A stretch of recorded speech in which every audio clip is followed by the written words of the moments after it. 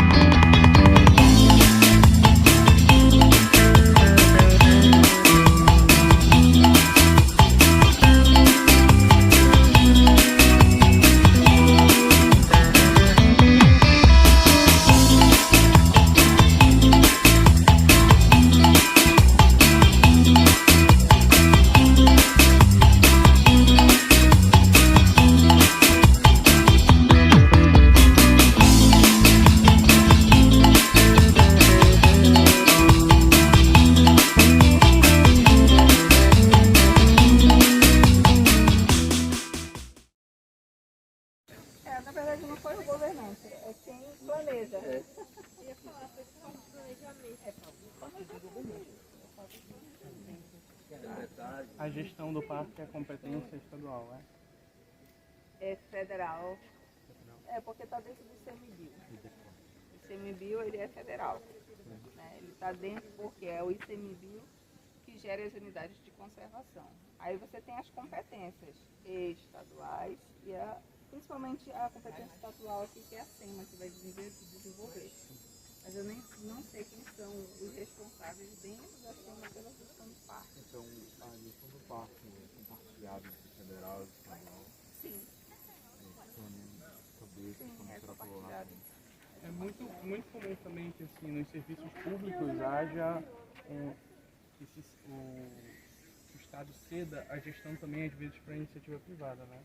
Existe alguma coisa nesse sentido aqui? Sim, existe uma seção para iniciativa privada, no sentido dessas atuação, na verdade são ONGs que atuam para essas atividades turísticas dentro do parque. Né? Então, são ONGs. Porque mesmo em estruturas que você tem, toda a área que abre para visitação direta, então você pode aplicar essa perspectiva da participação da população, tanto no sentido de fluxo, quanto participação da população organizada para atuar em termos de gestão. Então essa gestão aqui, ela entra também dentro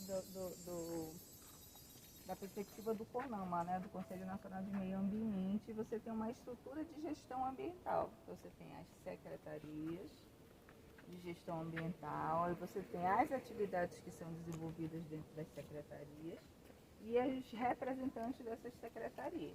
Então, quando o nível é estadual, você tem, na verdade, o governador é o grande representante, mas aí você tem as secretarias e tem a participação dos outros níveis, né? Então, nível estadual, nível municipal e as ONGs. Então, a população organizada, sob a perspectiva de comunidades, por exemplo, né? E você tem a participação das ONGs também. Então, a gestão do parque, ela perpassa também por essa estrutura de meio ambiente, tá? Que foi instituída pela Política Nacional de Meio Ambiente de 1981. Você tem essas características gerais. É possível fazer modificações nesse sentido? Sim, é possível fazer. Porque são necessidades que às vezes não ficam tão rápidas. Por exemplo, se você está abrindo um parque para a população poder caminhar, poder perceber esses benefícios que a floresta, que a mata dá para a população, e muitas vezes não percebe, em termos de estrutura turística, o que precisa? Água. Tem que ter água. Então você faz um percurso como esse daqui.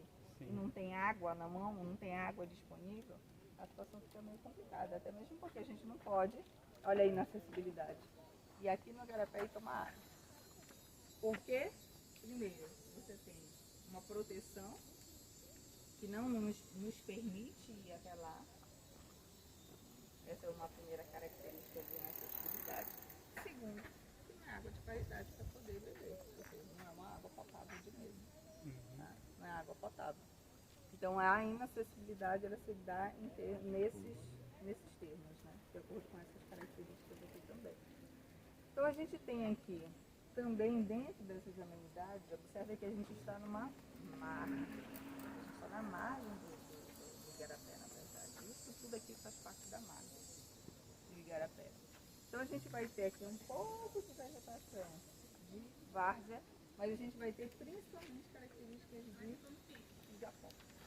Principalmente aqui de igapó. Observe o porte das árvores.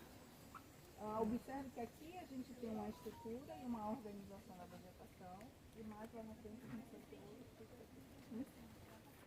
Estamos aqui continuando o trabalho de campo aqui da disciplina de Recursos Naturais e Meio Ambiente. A professora Shirley está lá na frente. Estamos já, acho que no meio do trajeto já.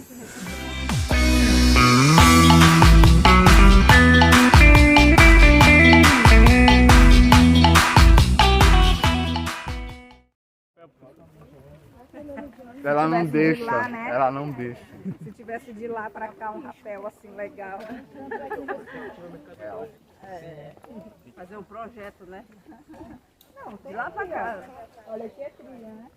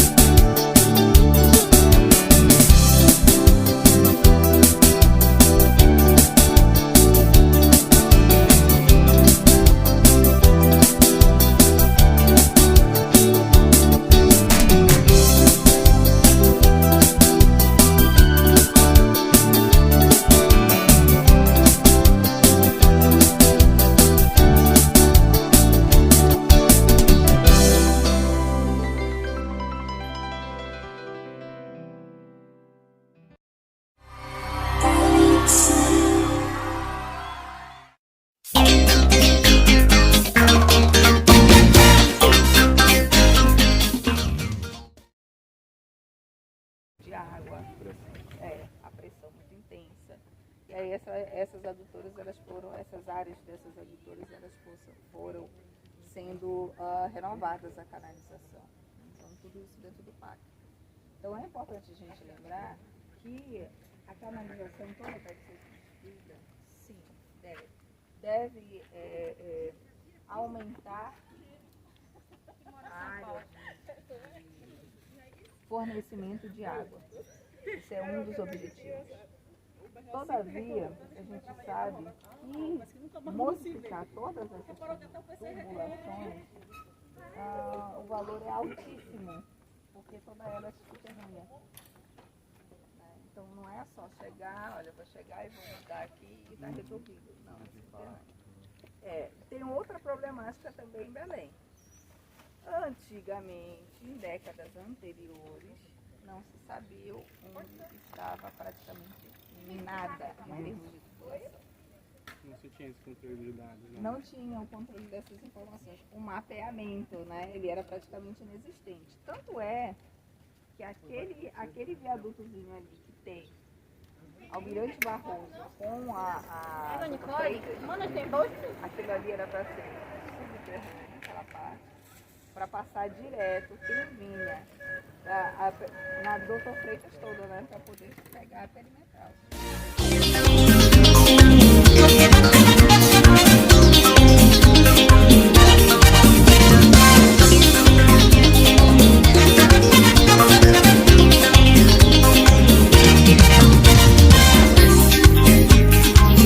Balançou, balançou, isso é calypso. Balançou, balançou.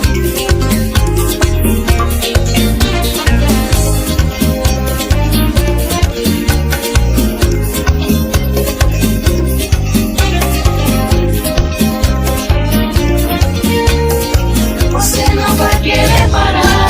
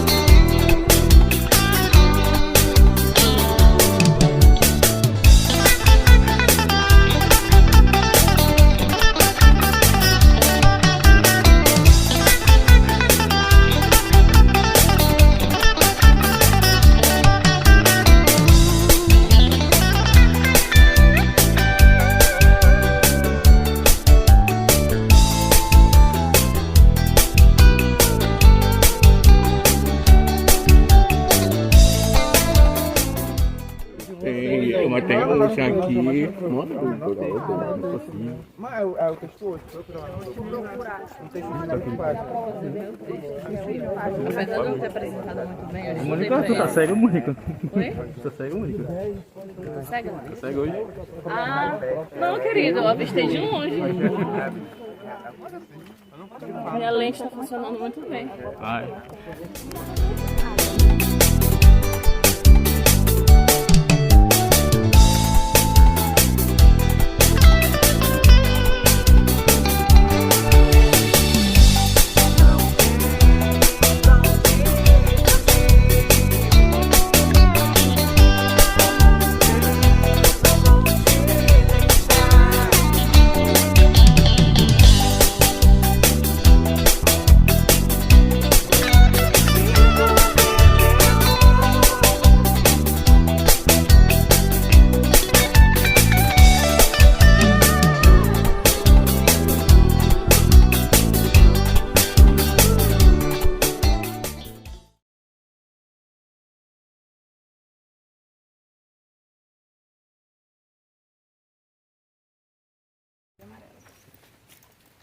Elas são mais sensíveis às diferenças, né, de ambiente, de preservação, de umidade.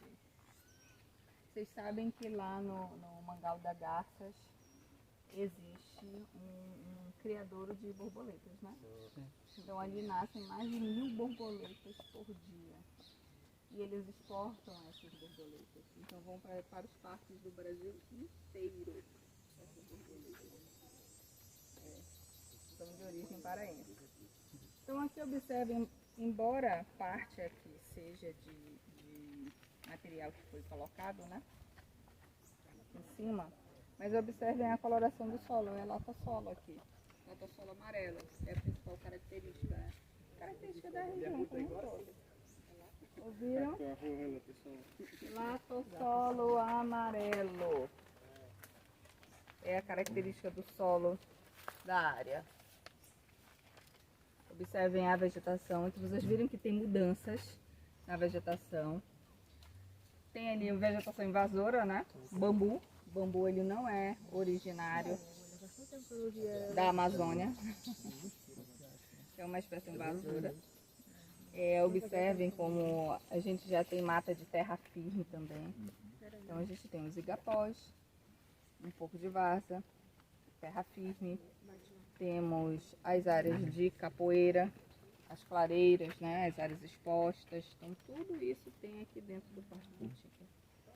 E como eu disse, como é uma área, uma unidade de conservação sob a perspectiva integral, então aquilo que não foi explorado em décadas anteriores, a tentativa é que tenha uma recuperação da vegetação dessas áreas que foram degradadas.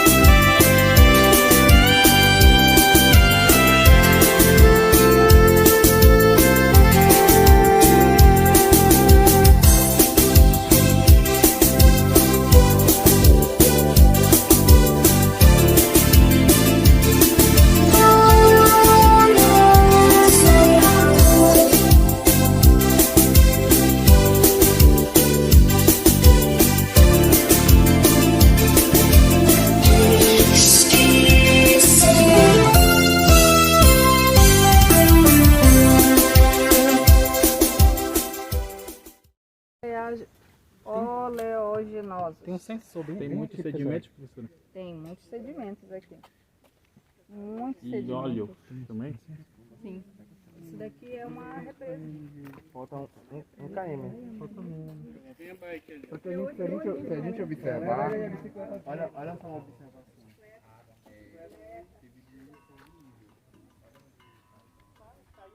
Correndo do sol, Anderson? Porra, papai, não dá pra aguentar não. É doido, mano. Aqui é o água preta. O famoso água preta. Água, tem coisa pra cair no meio. Tá. Bora atravessar. Tá cheio de bike aqui. Represa. Não fala da Marina Sena, porque a Marina Sena antigamente.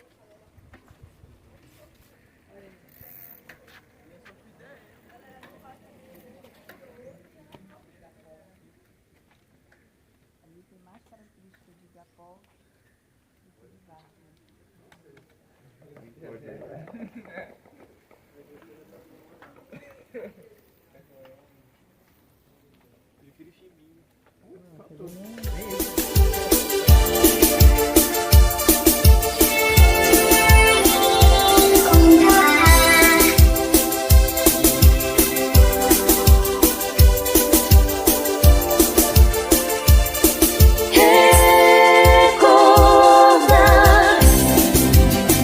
Recordar.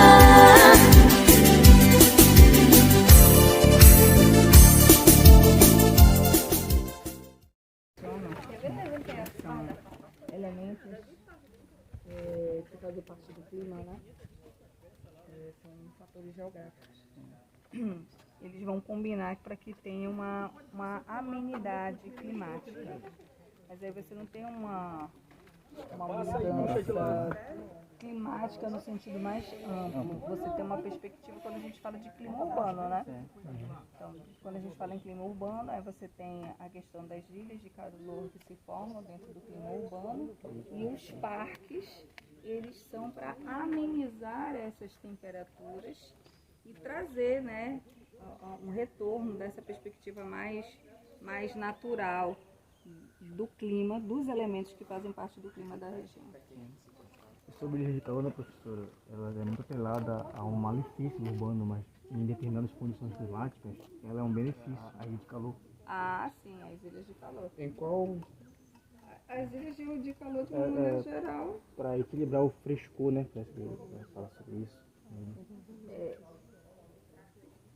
são as laranjadinhas, as borboletas, né? Ó, tem essa amenidade.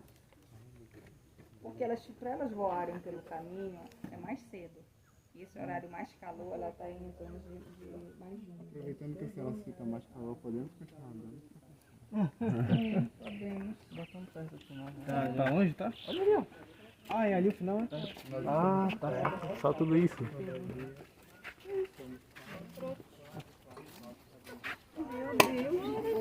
Muitas anotações aí, moço? Sim. Muitas anotações?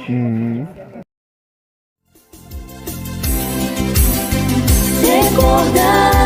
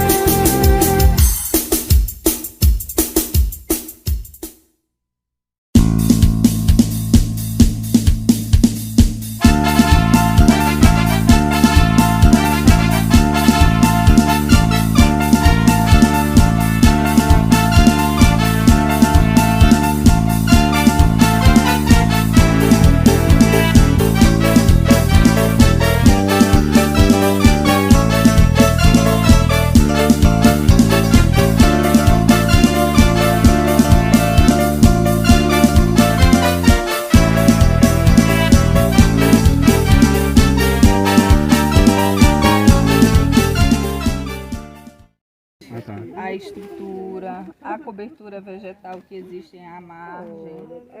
Aqui continuando, a gente tem mata de galeria. Olhem a diferença, né? Aqui dá pra gente ver principalmente a mata de galeria. O que é mata de galeria? O que é mata de galeria? Olha, o resto tá tudo pra ali passeando aí. Estão cansados? O que é mata de galeria? São matas.